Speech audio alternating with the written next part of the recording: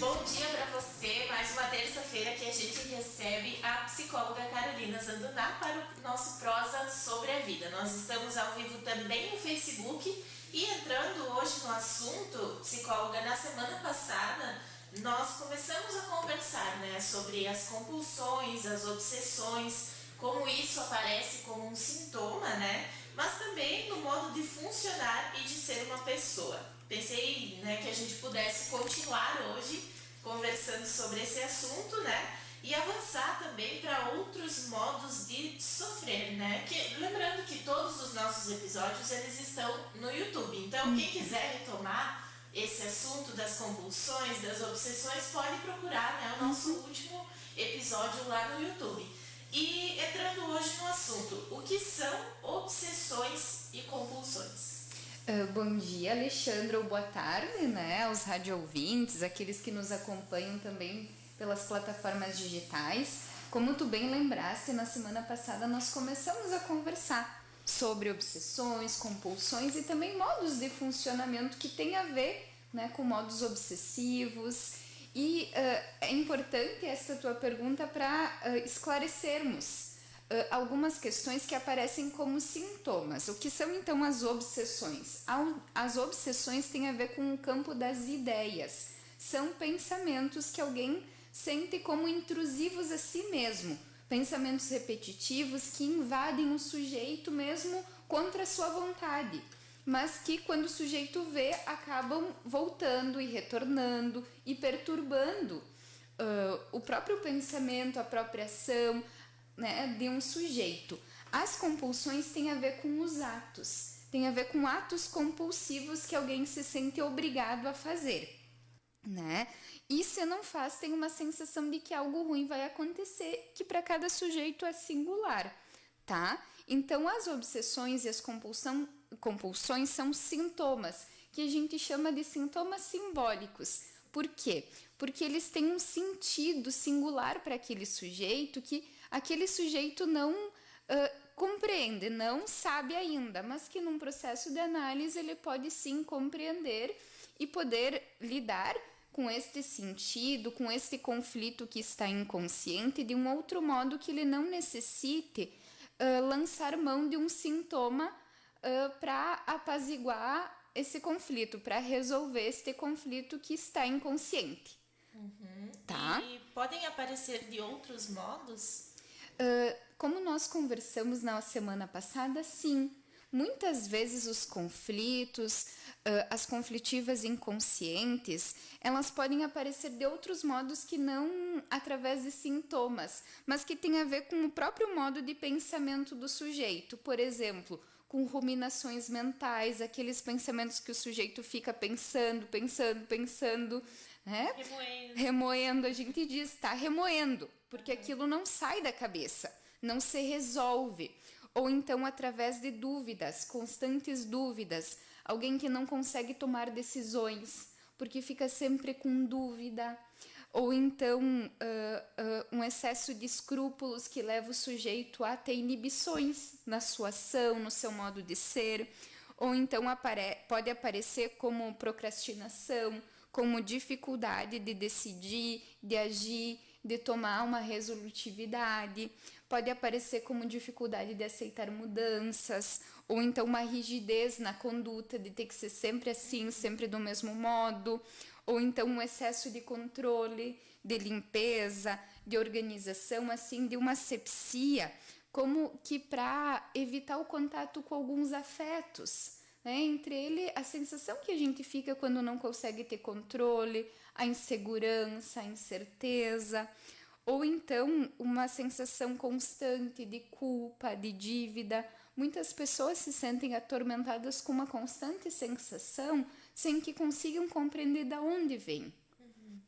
O que de si está promovendo que se desprenda essa sensação. Ou então num modo de pensar do sujeito que só dele pensar que algo ruim vai acontecer. Como se o pensamento fosse acontecer. E esses são modos de pensar, ligados a conteúdos conflitivos, mas que é o próprio sujeito está impossibilitado o sentido. É preciso percorrer um processo de análise para entender por quê. Por que se sente assim, por que o pensamento se estrutura desta forma. Psicóloga, essas obsessões, elas são inconscientes, então. O sintoma, nós compreendemos o sintoma como algo que expressa de alguma forma, de uma forma simbólica, um conflito que é inconsciente, com conteúdos que são inconscientes ao sujeito, né, que ele não tem controle sobre, não tem acesso ao sentido, porque muitas vezes parece que é irracional, porque desde a parte consciente e racional não se consegue compreender. Desde a parte inconsciente tem sim uma lógica, mas isso o sujeito não tem acesso senão em um processo de analisar esse sintoma, de pôr em análise o próprio inconsciente. Muito bem. E semana passada, psicóloga, nós vimos que alguém pode não ter sintomas, né? Mas funcionar desse modo obsessivo. Com traços obsessivos, assim, que não necessariamente são sintomáticos. Muitas vezes são traços do próprio funcionamento da própria pessoa. Se confundem com a rotina, talvez, né? Com a rotina ou com o modo de ser, porque são modos de ser, né? São modos de funcionar, de pensar, de agir, que para a pessoa podem não produzir sofrimento. Inclusive, alguém achar bem bom, por exemplo, ser organizado. Ou ser excessivamente organizado, ter excessivamente ordem e limpeza. A pessoa pode se orgulhar disso. Pode sentir como algo bom, algo importante. Tá, mas então isso não produz sofrimento à pessoa? Não. Né? A gente chama na psicologia de ego sintônico. O ego tá bem com aquilo. Mas pode produzir sofrimento com quem está com a pessoa. Com quem convive com esta pessoa, né? E isso pode estar em diferentes traços. Vou dar alguns exemplos. Eu já disse, né? Da ordem, da limpeza, do controle. Mas pode aparecer como uma constante insegurança, como uma constante dúvida.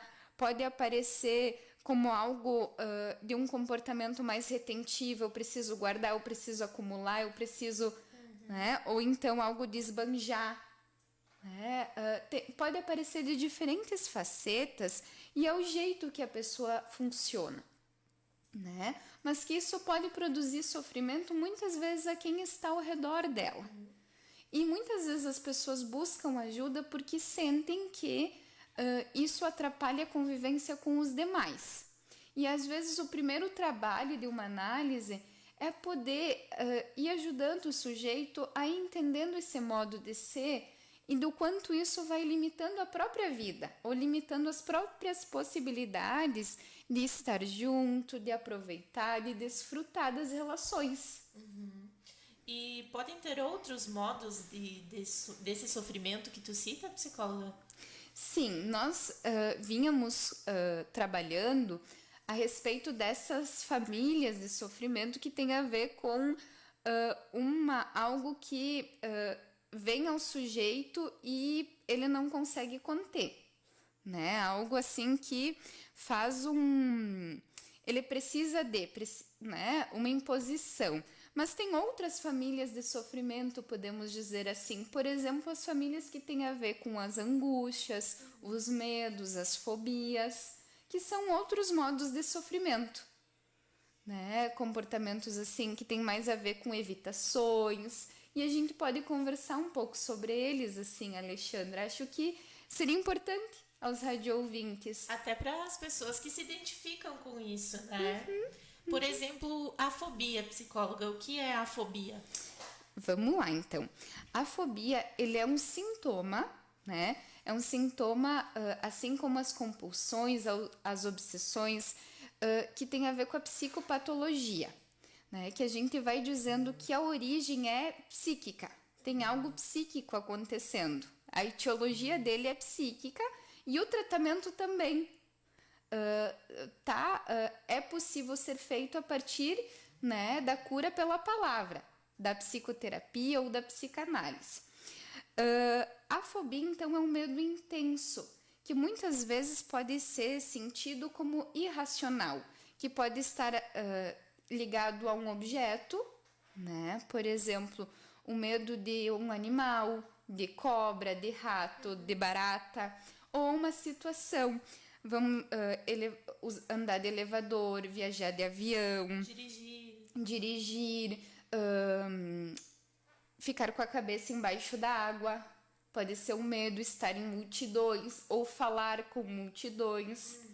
Todos esses e mais ainda, né, podem ser medos que estão ligados a uma fobia. Por que a etiologia é psíquica? Porque o sintoma ele não é bem daquilo que o sujeito tem medo. O sintoma simboliza outras questões, simboliza um conflito que é inconsciente.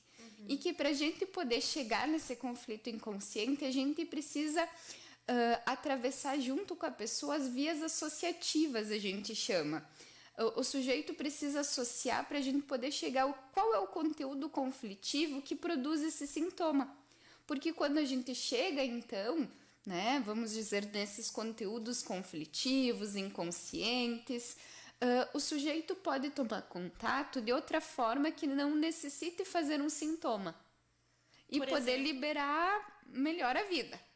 Por exemplo, psicóloga, a pessoa que tem essa fobia de falar em público, né? Não é que a pessoa tem medo das pessoas ali, né, assistindo elas, talvez tenha então um medo de um julgamento, de uma pressão. E é isso que se encontra, né, com o sintoma da fobia. Isso, e a gente, para poder entender qual é as questões que estão por trás do sintoma, precisa escutar o sujeito. Precisa entender o que para aquele sujeito mobiliza, né? Que questões têm a ver com a sua história, quais são as vias associativas que eles nos levam para entender aquele sintoma. Né? É interessante, Alexandra, porque as fobias são muito comuns na infância. A infância é um tempo recheado de medos, porque tem a ver com a estruturação de quem as crianças são e do seu lugar na família, no mundo. Contudo, são medos que são transitórios, né? Medo de escuro, medo de palhaço, medo de ficar sozinho, medo de estranhos, que são fobias transitórias e tem a ver com a estruturação. Quando isso não é transitório, aí a gente pode pensar que estamos diante de um sintoma que necessita ser tratado, porque o sujeito fica angustiado, há um sofrimento, né, que está envolvido com este sintoma. Psicóloga, isso pode ser facilmente assim confundido com o medo, né? Mas a fobia e o medo, eles têm diferença? Sim. E é importante a tua pergunta, Alexandra, porque o medo, ele é um afeto humano, né? Um afeto básico e importante. Inclusive, a gente ensina as crianças a terem medo. Por quê? Porque o medo, ele é protetivo. Para que a gente possa preservar a nossa vida, cuidar dela, cuidar daqueles que amamos, a gente precisa ter medo. Mas, em geral, o medo ele é racional. A gente entende por quê tem medo, de qual a situação, o que está acontecendo. A gente consegue, de alguma forma, ir lidando com este medo e ele nos permite, inclusive, tomar algumas decisões. Entre elas, a luta ou a fuga. Né? Diante de tal situação que eu me angustio, eu sinto medo, como que eu vou reagir? Eu vou enfrentar, ou então eu vou evitar, né? Eu vou me colocar desde outra posição e ele é importante porque nos permite tomar decisões que preservem a vida. Situações de perigo, né? De perigo, que em geral é externo. A fobia tem a ver com uma sensação de perigo interno. Algo mobilizou dentro do sujeito e se manifestou simbolicamente como esse sintoma, como o medo de elevador, por exemplo. A pessoa sabe que o elevador é seguro, mas ela não consegue entrar. Tem algo dentro dela que mobiliza, assim, que diante de um elevador se desprende, mas não é o elevador. Tem outro sentido aquele sintoma. É ótima a tua explicação, psicóloga, porque fica muito claro entender assim, né, que o medo é algo externo. Eu tenho medo de botar a mão no fogo, é uma coisa externa, né? E a fobia tem a ver com o interno, então. Eu tenho medo de olhar para tal coisa. Parece que é externo, mas é interno. Entendo. Essa é a questão da fobia. Parece que é externo. Por isso que mesmo que a pessoa tente se convencer de que não tem perigo, de que ela consegue, ela não consegue. Racionalmente ela não consegue. Tem a ver com outras questões que são inconscientes e irracionais, né?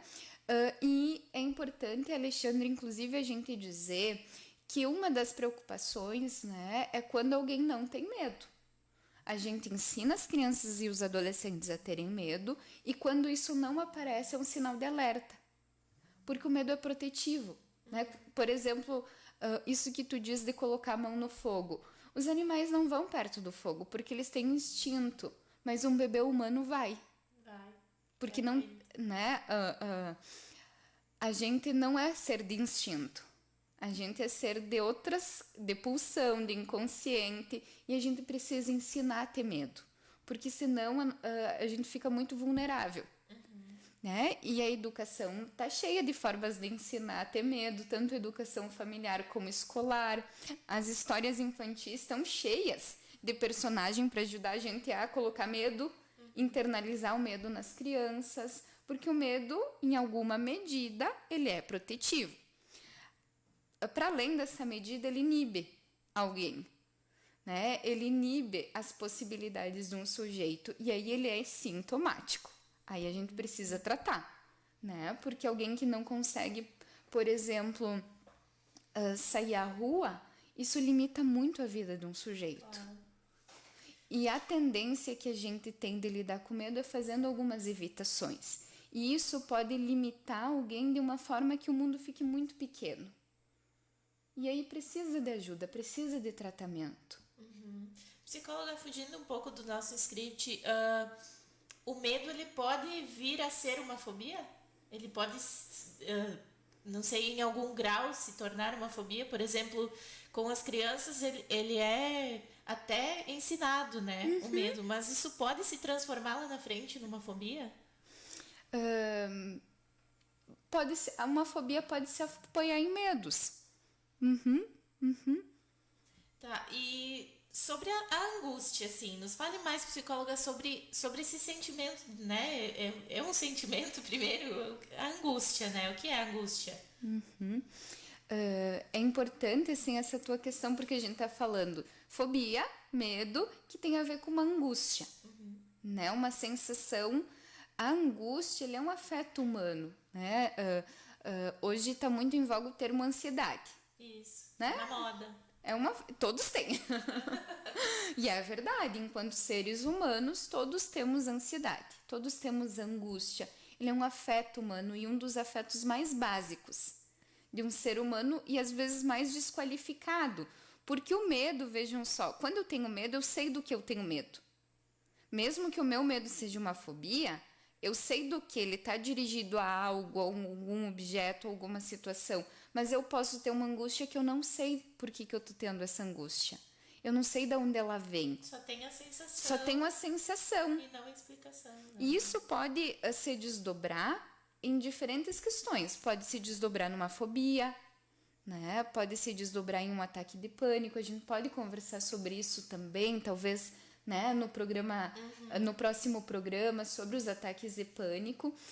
E a angústia, ela vai exigir que cada um possa lidar com ela de alguma forma. Ela vai exigir um trabalho. Às vezes, a angústia também ela pode ser usada ao nosso favor, como um sinal de alerta. Opa, está acontecendo alguma coisa que eu estou angustiada. E isso pode ter a ver com o exterior, com algo das situações que estão me acontecendo, ou tem a ver com as questões internas. Alguma coisa está acontecendo dentro de mim que eu estou angustiada. E aí pode levar um sujeito a querer entender o que é. O que está acontecendo dentro de mim e pensar, fazer esse trabalho interno de, o que me aconteceu hoje que eu estou me sentindo assim? Diante de qual é o perigo que eu estou? Né? Podemos colocar esse nome assim, qual é o sinal de alerta?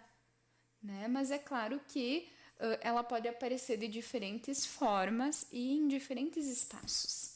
A angústia, ela pode ser caracterizada por aquele... Apoio Cultural Rádio Minuano FM 104.9. Aquela sensação de vazio. Que é uma sensação corporal também. Isso. Né? Que pode ser sentido no corpo. Um transbordamento de angústia, que é conhecido como ataque de pânico, tem muito a ver com as sensações corporais. O sujeito sente no corpo aquela angústia e aquilo vem com muita força. E vem através de palpitações, em taquicardia, em sudorese, né, em tremor, numa sensação de que eu tô com dor no peito, né, que pode ser muitas vezes confundida com algo cardíaco, assim. Né? Porque é algo do corpo, assim, a gente sente no corpo aquela angústia que nos transborda. Né? Como tu nos ensinou, né, psicóloga, durante os nossos quadros aí, sempre que gera um sofrimento na pessoa, é um sinal de alerta, né? É um sinal de que a pessoa precisa buscar uma intervenção. Sim, precisa, pode, né? E é algo que pode ser... Alexandra, são questões assim que são interessantes porque ela tem tratamento psíquico, né? Elas são plenamente tratáveis com psicoterapia, uma psicanálise. A pessoa não precisa sofrer, né? Não precisa ficar sofrendo. Isso. Tem recurso. Psicóloga é o teu contato, aonde tu atende? Eu atendo então no Edifício Lavoro, na sala 606. E o meu contato é 999-040458. Muito bem. Mais uma boa prosa, né, psicóloga? Tenho certeza que no próximo episódio aí, no próximo quadro, a gente também vai trazer, né, mais desdobramentos desse assunto, falando dos ataques de pânico, né, dessa angústia que vem para fora, digamos assim, e também outros assuntos, né, ligados ao ser humano. Tá bem, combinado. Muito bem, esse foi mais um quadro Prosa sobre a Vida. Esse episódio vai estar disponível no nosso YouTube a partir de hoje à tarde. E a gente fica aí, né, no aguardo do próximo quadro terça-feira.